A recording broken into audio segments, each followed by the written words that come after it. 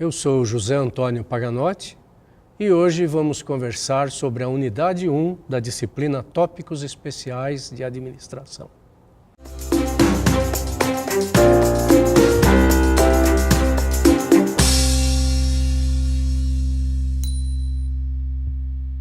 Então, iniciando, nós vamos falar dos tópicos principais da administração. Claro, o principal que ocorre é o gestor.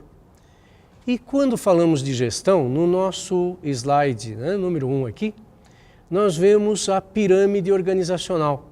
Quando nos referimos a gestor, estamos nos referindo às 3 camadas superiores que você pode ver no slide. Da alta gerência, a média gerência e a gerência normal. Todos esses são gestores. E normalmente nós chamamos a alta gerência de presidência, CEO, Chief Executive Officer, ou outros títulos de diretoria. A média gerência, aqui no Brasil, normalmente nós chamamos de alta gerência. E a gerência normal, que às vezes chamamos também de gerência inicial ou primeira gerência. Agora, como é que está o gestor no panorama atual? E para falar no panorama atual, a gente não pode deixar de falar das 4 revoluções industriais, que a gente vai ver no próximo slide. Então, nesse slide você pode notar aí, quando é que ocorreu a primeira revolução industrial. Ela ocorreu quando a máquina a vapor foi colocada numa produção para fazer um trabalho. Os primeiros grandes trabalhos feitos automaticamente, mecanicamente, já por uma tração a vapor, foi o tear, aquele instrumento que faz a tecelagem, faz o tecido. Tá, ok? Em seguida, a eletricidade tornou possível a segunda revolução industrial, que foi como? Através da eletricidade, as luzes, as esteiras automáticas foram possíveis. Então, as produções passaram a render uma produção em série, em massa, com o auxílio da eletricidade, que gerou a segunda revolução industrial. A terceira revolução industrial foi já logo depois da Segunda Guerra Mundial, que os computadores passaram a ser utilizados na linha de produção. A automação, que veio logo em seguida, além dos computadores, os robôs e todos os tipos de equipamentos, que inclusive interligados pela internet. E aí a internet que possibilitou, na verdade, a 4ª revolução industrial. Por quê? Porque essa utilização da internet na linha de produção passou a fazer com que eu pudesse comunicar uma máquina com a outra, mandar informações. E aí o fenômeno da 4ª revolução industrial é que essas máquinas passaram a tomar a decisão de o que fazer com essa informação. Então a gente tem sensores na linha de produção e isso passa informações de uma máquina para outra, elas passam informações através da internet, processam na nuvem através de inteligência artificial e utilizam informações inclusive de todas as outras empresas ou que estão no ar aí através do Big Data. Então esse mundo todo é o mundo da 4ª revolução industrial, que começou no chão de fábrica, começou na indústria, mas foi para o comércio, foi para a agricultura e para todos os outros segmentos da sociedade. Falando da produção, o próximo slide mostra aí para você um painel, uma foto aí que você pode ver, uma foto real, que foi do primeiro congresso internacional que a Fiesp realizou aqui em São Paulo sobre a 4ª revolução industrial, ou Indústria 4.0, que é também como é chamada essa era, E você pode notar aí que as pessoas estão do lado de fora, assistindo. Do lado de dentro dessa parede de vidro, só tem máquina, só tem robô. Eles se comunicam entre eles e neste caso aí que você está vendo, é produzido um acondicionamento de telefone celular, que você coloca, né, um estojo para o celular, que além de tudo regula o volume, mais algumas funções do celular.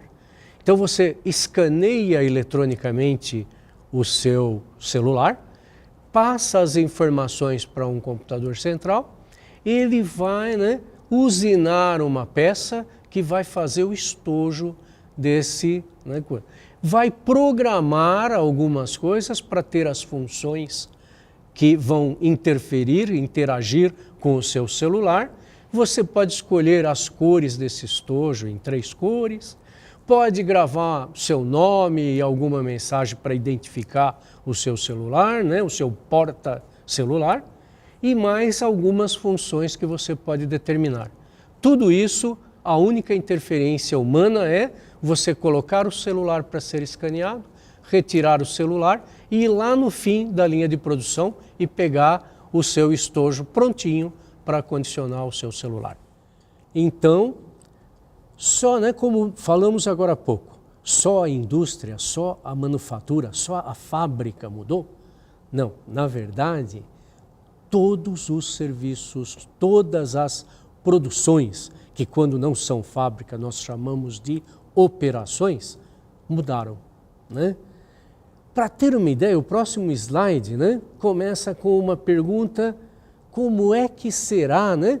Reticências, na verdade, não é uma pergunta, mas como será o mundo no ano 2025, em termos daquilo que nos interessa, que é a nossa profissão e a nossa, né, o nosso trabalho. Então, primeiro, vai ser totalmente globalizado. A globalização, que já começou há algum tempo atrás, ela continua ampliando. A gente tem o fenômeno do Brexit, que a Grã-Bretanha, né, saiu da Comunidade Europeia de Nações. Está saindo, né? Está no gerúndio ainda, porque ainda está sendo negociada essa saída.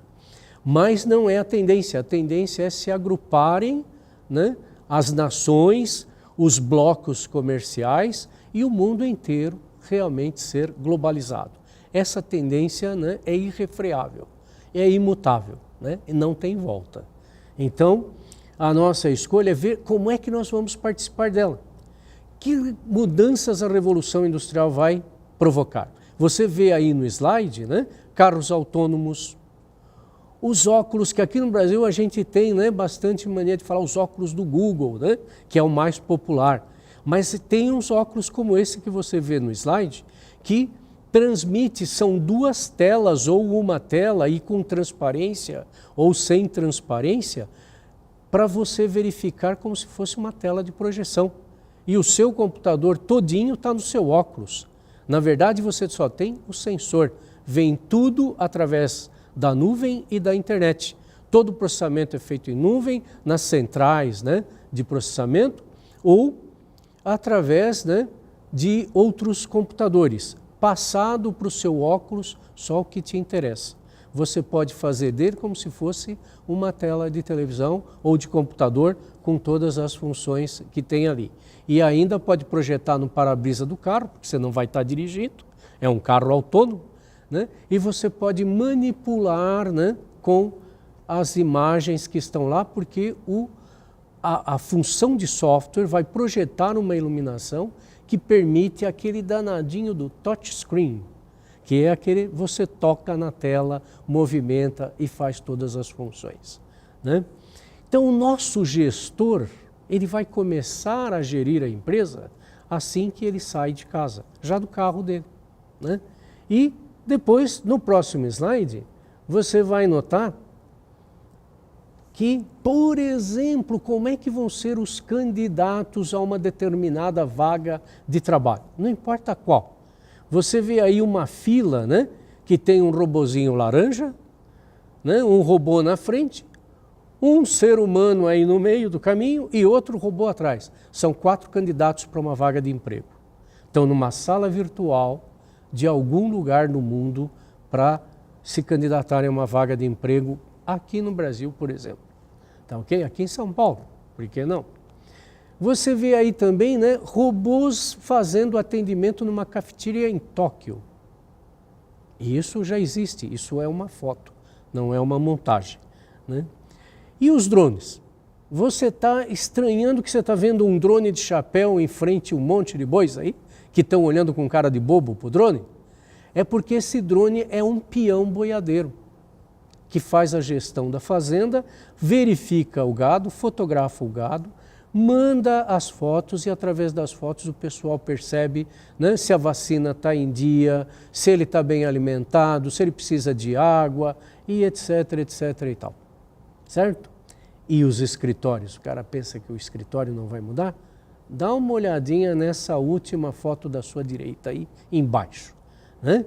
Você tem uma pessoa, né, uma moça, e tem um monte de robôs ali trabalhando com ela. É o grupo de trabalho dela.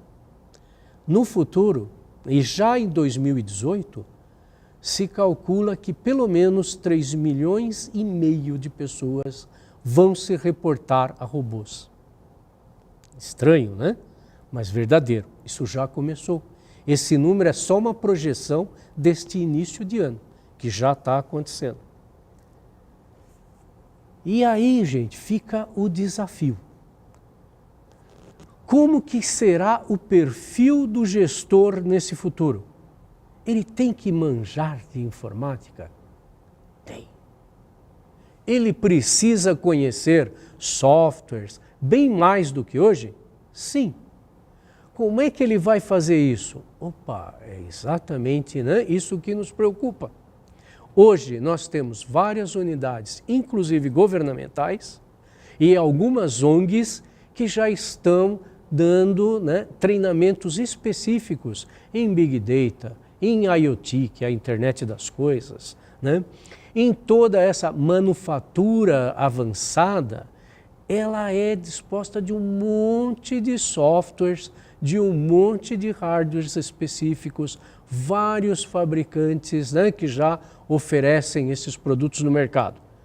Então, uma das grandes fontes, por exemplo, aqui em São Caetano, para não sair muito longe, que você está estudando aqui, né, nós temos o Senai, que é uma referência brasileira e já é uma referência internacional sobre a Revolução 4.0 ou a Indústria 4.0, né, a quarta Revolução Industrial. E tem cursos específicos de automação. As universidades também. Nós aqui também, né, temos alguns cursos orientados já para isto. Mas o cara tem que ser um técnico, então? Não totalmente. O que ele tem que ter? Um conhecimento geral para poder gerenciar isso. E como dizia nosso amigo Alvin Toffler, né, que você pode ver, aquele cara que escreveu A Terceira Onda, que ele falava, né, que essa terceira onda, como você pode ver no slide que está sendo mostrado, né, que era essa terceira onda? Ele falava quase da mesma coisa que as revoluções industriais, né? Então, na primeira foi a agrícola, na segunda foi a da informação, né? A terceira onda era a onda da informação e conhecimento, que é utilização da informação, é ter conhecimento. E isso, gente, foi a era da terceira revolução industrial. A da quarta revolução industrial é da utilização desse conhecimento através de toda a integração da tecnologia que está aí à nossa disposição. Então, nós ainda vamos falar nas outras unidades com um pouquinho a mais de detalhe de todos esses softwares, de todos esses sistemas, processos, que normalmente a gente gosta de chamar de aplicativos, ok? E no próximo slide, né, nós vamos falar como é que então vão se desenvolver as organizações. Elas já estão fazendo isso?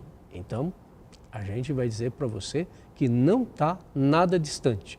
Por exemplo, você já deve ter notado que eu tenho aqui um reloginho diferente, né? É um tal smartwatch, né? Que faz esse bichinho aqui? Primeiro, né, dizer para você que esse bichinho está sendo trazido por uma empresa aqui de São Bernardo, chama Polartec. E essa empresa tem um acordo com uma startup que tem outro acordo com uma grande empresa de software na China e nos Estados Unidos, e eles fazem uma série, né, de aplicativos integrados com sensores, né, com inteligência artificial, processamento na nuvem, tudo isso que a gente falou até agora.